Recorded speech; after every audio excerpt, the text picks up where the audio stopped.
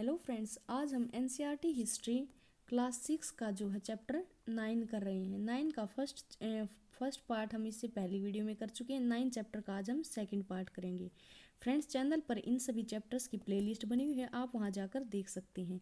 इससे पहले हम हिस्ट्री और ज्योग्राफी की 6, 7, 8 क्लास की बुक को कंप्लीट कर चुके हैं, उनकी भी जो है चैनल पर प्लेलिस्ट बनी हुई है, आप वहां जाकर देख सकते हैं। तो देखिए, कुछ जलीय आवास।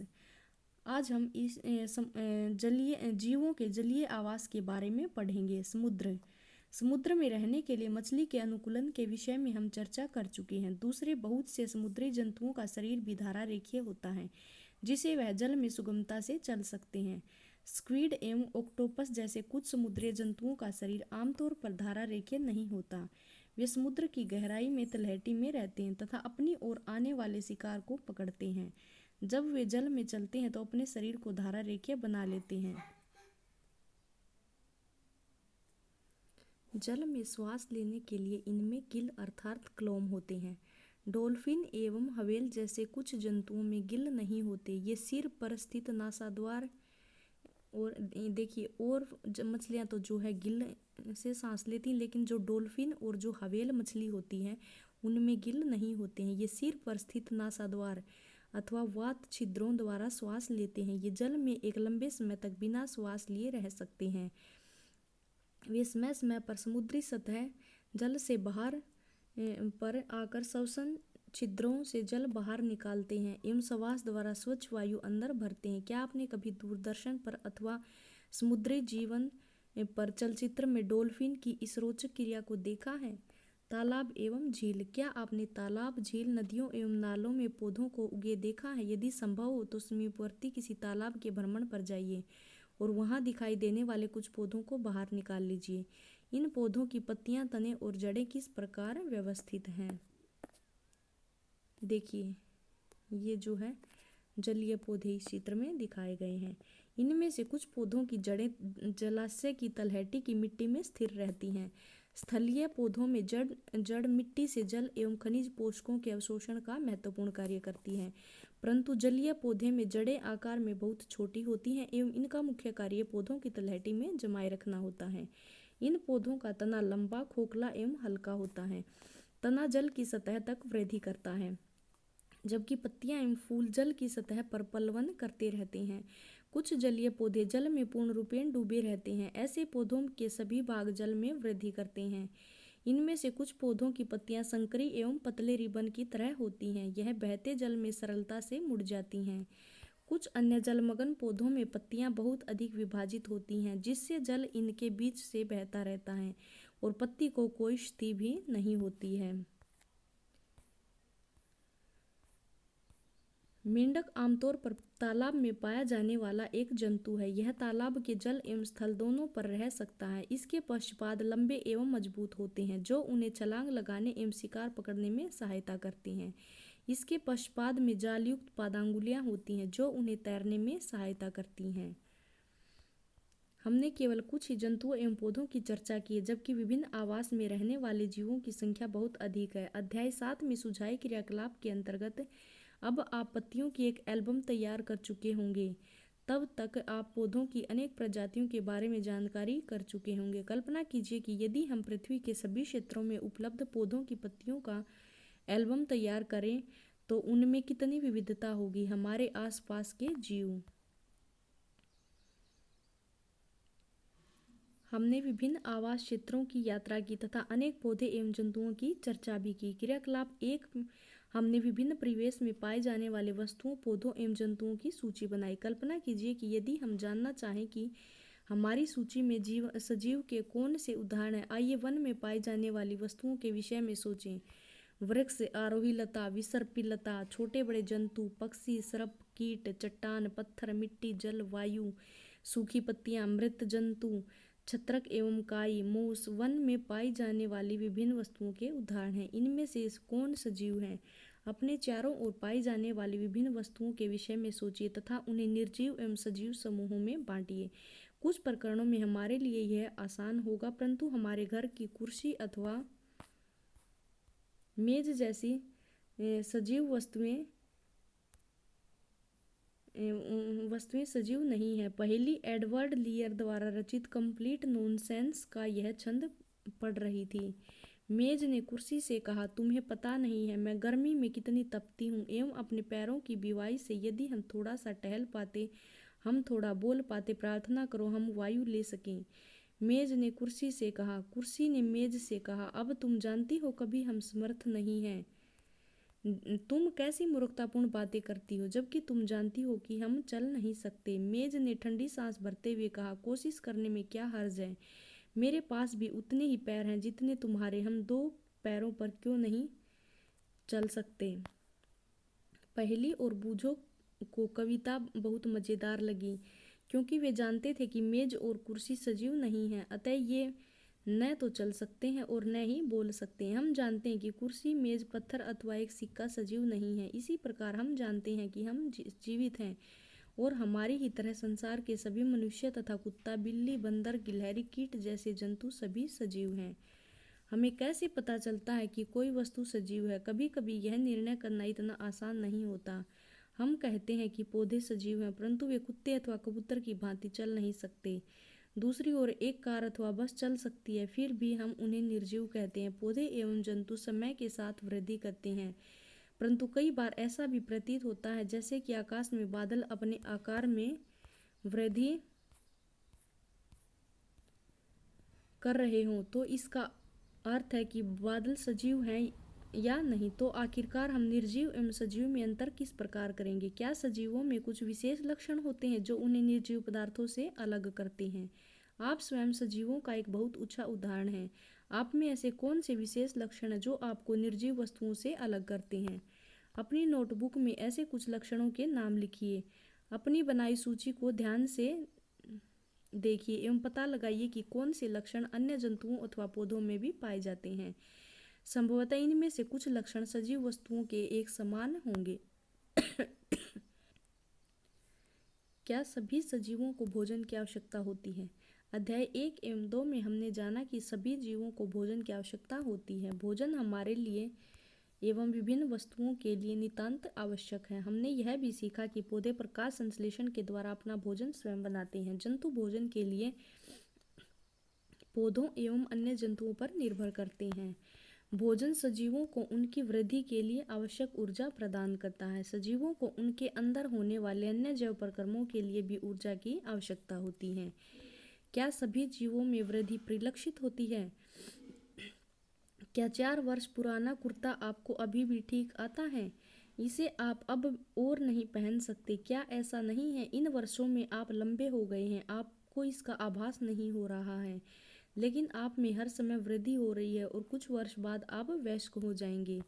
जंतुओं के बच्चे भी वृद्धि कर वयस्क हो जाते हैं। आपने अवश्य देखा होगा कि कुत्ते के पिल्ले वयस्क हो जाते हैं। एक अंडे से स्फुटित होकर चूजा मुर्गी का बच्चा वृद्धि करके मुर्गी अथवा मुर्गा में परिवर्तित हो जाता है। पौधे भी वृद्धि करते रहते हैं। अपने चारों ओर पाए जाने वाले विभिन्न प्रकार के पौधों का अवलोकन कीजिए।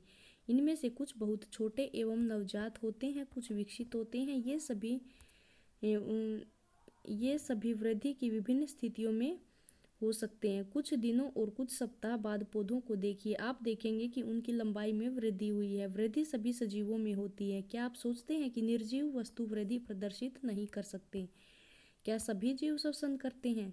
क्या हम श्वसन के बिना जीवित रह सकते हैं? जब हम श्वसन लेते हैं तो बाहर की वायु शरीर के अंदर जाती है। जब हम श्वास छोड़ते हैं तो शरीर के अंदर की वायु बाहर निकल जाती है। श्वास लेना श्वसन क्रिया का एक हिस्सा है। श्वसन में अंदर ली गई वायु की ऑक्सीजन की कुछ मात्रा का उपयोग होता है। इस क्रिया में बनी कार्बन डाइऑक्साइड को हम श्वास द्वारा बाहर निष्कासित कर देते हैं। गाय, भैंस, कुत्ता तथा बिल्ली जैसे कुछ जंतुओं में श्वसन क्रिया मनुष्य की तरह ही होती है। इनमें से किसी भी जंतु का विश्राम की अवस्था में प्रेक्षण कीजिए तथा उसके उदर की गति पर ध्यान दीजिए। यह मंद गति उसकी श्वसन लेने की क्रिया को दर्शाती है। श्वसन सभी सजीवों के लिए आवश्यक है। ग्रहण किए गए भोजन से श्वसन के द्वारा ही हमारे शरीर को ऊर्जा मिलती है। कुछ जंतुओं में गैस आदान प्रदान का तरीका भिन्न हो सकता है, जो श्वसन का एक हिस्सा होता है। उदाहरण के लिए केंचुआ त्वचा द्वारा सांस लेता है। हमने पढ़ा है कि मछली के गिल होते हैं, जिनकी सहायता से वह जल में विलेय वायु से ऑक्सीजन अवशोषित कर लेती है। क्या पौधे भी श्वसन करते हैं? पौधों की श्वसन क्रिया में गैसों का आदान प्रदान मुख्यतः उनकी पत्तियों द्वारा होता है। पत्तियां सूक्ष्म रंध्रों द्वारा वायु को अंदर लेती हैं तथा ऑक्सीजन का उपयोग करती हैं। वह कार्बन डाइऑक्साइड वायु में निष्कासित कर देती हैं। हम जानते हैं कि प्रकाश की उपस्थिति में पौधे वायु की कार्बन डाइऑक्साइड का उपयोग भोजन बनाने के लिए करते हैं तथा ऑक्सीजन छोड़ते हैं। श्वसन क्रिया दिन और रात दोनों में ही निरंतर चलती रहती है। भोजन बनाने की प्रक्रिया में निष्कासित ऑक्सीजन की मात्रा पौधे द्वारा श्वसन में उपयोग की गई ऑक्सीजन की अपेक्षा बहुत अधिक होती है। क्या सभी सजीव उद्दीपक के प्रति अनुक्रिया करते हैं? जब आप नंगे पैर टहल रहे हों तथा आपका पैर अचानक ही किसी कांटे अथवा नुकीले वस्तु पर पड़ जाए तो आप किस प्रकार अनुक्रिया करेंगे? जब आप अपने प्रिय व्यंजन को देखते हैं अथवा उसके विषय में सोचते हैं तो क्या अनुभव होता है? क्या आप अंधेरे स्थान से अचानक तेज धूप में आते हैं तो क्या होता है? आपकी आंखें स्वतः ही कुछ क्षण के लिए बंद हो जाती हैं जब तक कि आप तेज प्रकाश की अभ्यस्त नहीं हो जाती। आपका प्रिय व्यंजन, तेज प्रकाश एवं कांटा उपरोक्त स्थितियों में आपके बाह्य वातावरण में होने वाले परिवर्तन के कुछ उदाहरण हैं। हम इन सभी प्रकार के परिवर्तन के प्रति अनुक्रिया करते हैं। वातावरण में होने वाले इन परिवर्तन को उद्दीपन कहते हैं। क्या दूसरे जंतुओं में भी उद्दीपन के प्रति अनुक्रिया होती है? खाना देते समय जंतु पशु के व्यवहार को ध्यान से देखें। क्या वे भोजन देखते ही अचानक अधिक चैतन्य नहीं हो जाते? जब आप एक चिड़िया की ओर कदम बढ़ाते हैं तो वह क्या करती है? जब जंगली जानवरों पर तीव्र प्रकाश डालते हैं तो वे भाग खड़े होते हैं। इसी प्रकार यदि रात्रि में रसोई घर में बल्ब प्रदीप्त कर देते तो कॉकरोच अचानक अपने छिपने के स्थान में भाग जाता है। क्या आप जंतुओं के उद्दीपक के प्रति अनुक्रिया के कुछ और उदाहरण दे सकते हैं? क्या पौधों में भी उद्दीपन के प्रति अनुक्रिया दर्शाते हैं? कुछ पौधों में पुष्प केवल रात्रि के समय ही खिलते हैं। कुछ पौधों के पुष्प सूर्यास्त के बाद बंद हो जाते हैं।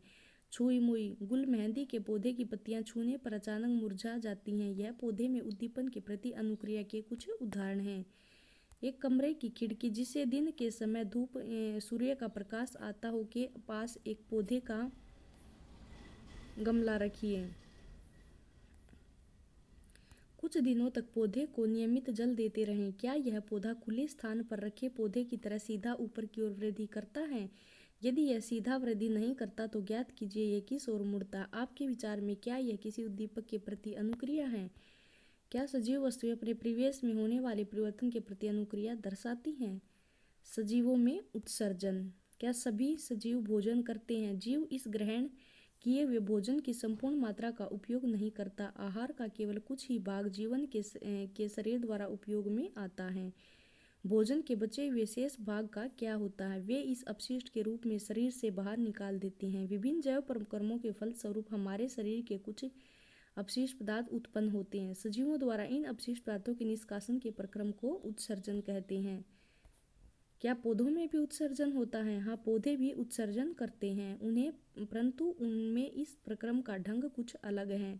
कुछ पौधों में यह अवशिष्ट पदार्थ पौधे के कुछ विशेष भागों में संग्रहित किए जाते हैं जिससे पौधों को कोई हानि नहीं होती। कुछ पौधों में अपशिष्ट पदार्थों का निष्कासन स्राव के रूप में होता है। उत्सर्जन सजीवों का दूसरा सामान्य लक्षण है। क्या सभी सजीव प्रजनन करते हैं? क्या आपने कभी कबूतर अथवा किसी पक्षी के घोंसले देखे हैं? वे नीड में अंडा देते हैं। कुछ अंडे प्रस्फुटित होते हैं तथा उनमें छोटे छोटे चूजे बाहर निकल आते हैं। जंतु प्रजनन द्वारा अपने समान संतान उत्पन्न करते हैं। भिन्न जंतुओं में प्रजनन का ढंग अलग अलग होता है। कुछ जंतु अंडे देते हैं जिनसे शिशु निकलता है और कुछ जंतु शिशु को जन्म देते हैं। पौधे भी प्रजनन करते हैं। जंतुओं की तरह पौधों में भी प्रजनन के तरीके भिन्न भिन्न हैं। बहुत से पौधे बीजों द्वारा प्रजनन करते हैं। पौधे बीज उत्पादित करते हैं। हम उन्हें अंकुरित करके नए पौधे उगा सकते हैं। कुछ पौधे बीज के अतिरिक्त अपनी कायिक भागों द्वारा भी नए पौधे उत्पन्न करते हैं। उदाहरणतः आलू के कलिका वाला भाग से नया पौधा बनता है। पौधे कलम द्वारा भी उगाए जाते हैं। क्या आप स्वतः इस विधि का उपयोग द्वारा पौधा उगाना चाहेंगे? गुलाब और मेहंदी की धड़ कलम लीजिए, इसे मिट्टी में लगाइए, इसे नियमित रूप से जल दीजिए। आप कुछ दिनों के बाद क्या देखते हैं? कलम से पौधा बनाना सरल कार्य नहीं है। यदि आपकी कलम में वृद्धि नहीं हुई तो निराश न हों। यदि संभव हो तो एक माली से बात करके कलम से पौधे बनाने के अंतराल में की जाने वाली देखभाल की जानकारी प्राप्त कीजिए। सजीव प्रजनन प्रक्रिया द्वारा अपने समान अनेक संतान उत्पन्न करते हैं। विभिन्न जीवों में प्रजनन की विधियां विभिन्न हो सकती हैं। क्या सभी जीव गति करते हैं? अध्याय 8 में हमने जंतुओं में गति के विभिन्न तरीकों की चर्चा की थी। वे एक स्थान से दूसरे स्थान तक जाते हैं और उनके शरीर में अनेक प्रकार की गति दिखाई देती है। पौधे के विषय में आपके क्या विचार हैं? क्या वे भी गति करते हैं? पौधे सामान्यतः भूमि में जकड़े रहते हैं, अतः वे एक स्थान से दूसरे स्थान तक नहीं जा सकते हैं, परंतु विभिन्न पदार्थ जैसे कि जल, खनिज एवं संश्लेषित खाद्य पदार्थ पौधे के एक भाग से दूसरे में समाहित होते हैं। क्या आपने पौधे में अन्य प्रकार की गति भी देखी है? पुष्पों का खिलना एवं बंद होना। क्या आप याद कर सकते हैं कि कुछ पौधे विभिन्न उद्दीपन के प्रति किस प्रकार अनुक्रिया करते हैं? हम कुछ निर्जीव वस्तुओं को भी गति करते देखते हैं। बसकार, कागज का छोटा टुकड़ा, बादल तथा अन्य वस्तुएं इसके कुछ उदाहरण हैं। क्या इनकी गति सजीवों की गति से किस प्रकार भिन्न है? प्रकृति में विविध प्रकार के जीव हैं, लेकिन उन सभी में कुछ लक्षण एक समान होते हैं, जिनकी हम पहले चर्चा कर चुके हैं। मृत्यु सजीवों के लिए एक सामान्य लक्षण है। चूंकि जीव की मृत्यु होती है, इसलिए जीवों की प्रजातियां हजारों वर्षों तक तभी अस्तित्व में रह सकती हैं जबकि वे प्रजनन कर अपने समान संतान उत्पन्न करें। एक अकेला जीव प्रजनन किए बिना भी मर सकता है, परंतु सजीव की प्रजाति तभी अस्तित्व में रहती है जब उसके सदस्यों में प्रजनन होता रहता है। हमने देखा कि सभी सजीव वस्तुओं में कुछ विशिष्ट लक्षण समान रूप से दिखाई देते हैं। उन सभी को भोजन की आवश्यकता होती है। उनमें श्वसन, उत्सर्जन, उद्दीपन के प्रति अनुक्रिया, प्रजनन, गति एवं वृद्धि होती है और मृत्यु होती है। क्या हम ऐसी कुछ निर्जीव वस्तुओं को जान सकते हैं जिनमें इन लक्षणों में से कुछ लक्षण दिखाई देते हैं? कार, साइकिल, घड़ी एवं नदी का जल गति करते रहते हैं। आकाश में चंद्रमा गति करता है। हमारे देखते देखते एक बादल के आकार में वृद्धि हो जाती। क्या इन वस्तुओं को सजीव कहा जा सकता है? हमें स्वयं से प्रश्न करना होगा कि क्या इनमें सजीवों के अन्य सभी लक्षण भी पाए जाते हैं? सामान्यतः सजीवों में वे सभी लक्षण पाए जाते हैं जिनकी हमने चर्चा की, परंतु निर्जीव वस्तुओं में वे सभी लक्षण एक साथ दिखाई नहीं देते। क्या यह हमेशा सत्य है? क्या हमें सभी सजीवों में वे सभी लक्षण जिसकी हमने चर्चा की हमेशा निश्चित रूप से दिखाई देते हैं? क्या हमें निर्जीवों में वे सभी लक्षण कभी भी एक साथ दिखाई नहीं देते? उनमें से मात्र कुछ लक्षण ही दिखाई देते हैं। इस विषय को और अधिक अच्छी प्रकार से समझने के लिए आइए किसी बीज के विषय में चर्चा करें। कुछ विशिष्ट उदाहरण देखें। उदाहरणतः मूंग के बीज के बारे में क्या होता है? क्या यह जीवित है? यह एक दुकान अथवा भंडार में महीनों रखा रहता है तथा इसमें कोई वृद्धि नहीं होती और जीवन के कुछ अन्य लक्षण भी दिखाई नहीं देते, परंतु जब हम बीजों को मिट्टी में बोकर जल से सींचते हैं तो यह पौधा बन जाता है। क्या महीनों तक दुकान में रखे बीज को भोजन की आवश्यकता थी अथवा इसमें उत्सर्जन, वृद्धि अथवा प्रजनन हुआ था? हमने देखा कि कुछ ऐसे उदाहरण भी हैं जब हम सरलता से नहीं कह सकते कि उनमें सजीवों के सभी लक्षण दिखाई दे रहे हैं जिनसे इन्हें जीवित कहा जा सके। फिर जीवन क्या है? गेहूं की बोरी में अपना हाथ डालिए। क्या आपको कुछ गर्मी का अनुभव होता है?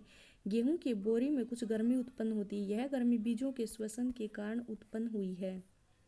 हमने देखा कि बीजों में श्वसन की क्रिया उस समय भी चलती रहती है जबकि अन्य जैव प्रक्रम उतने सक्रिय नहीं होते।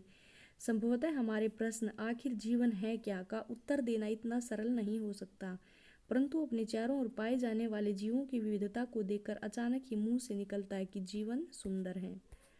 तो फ्रेंड्स, ये था हमारा आज का चैप्टर। इसका सारांश भी हम देख लेते हैं। किसी स्थान का परिवेश जिसमें पौधे और जंतु अन्य जीव जीवित रहते हैं उन्हें आवास कहते हैं। विभिन्न प्रकार के पौधे एवं जंतु एक ही आवास में एक साथ रह सकते हैं। पौधे और जीवों के विशिष्ट लक्षण एवं स्वभाव जो उन्हें एक आवास विशेष में रहने के अनुकूल बनाते हैं अनुकूलन कहलाता है। आवास अनेक प्रकार के होते हैं, परंतु सामान्यतः इन्हें स्थलीय एवं जलीय आवास में वर्गीकृत किया जाता है। विभिन्न आवास में सजीवों की विविध प्रजातियां पाई जाती हैं। पौधे, जंतु एवं सूक्ष्म जीव संयुक्त रूप से जैव घटक बनाते हैं। चट्टान, मिट्टी, वायु, जल, प्रकाश, ताप हमारे परिवेश के कुछ अजैव घटक हैं। सजीव वस्तुओं के कुछ सामान्य लक्षण हैं। उन्हें भोजन की आवश्यकता होती है। वे श्वसन, उत्सर्जन, पर्यावरण के प्रति अनुक्रिया, प्रजनन, वृद्धि एवं गति करते हैं। तो ये था फ्रेंड्स हमारा आज का चैप्टर। नेक्स्ट चैप्टर जो है हम नेक्स्ट वीडियो में लेके आएंगे। धन्यवाद फ्रेंड्स।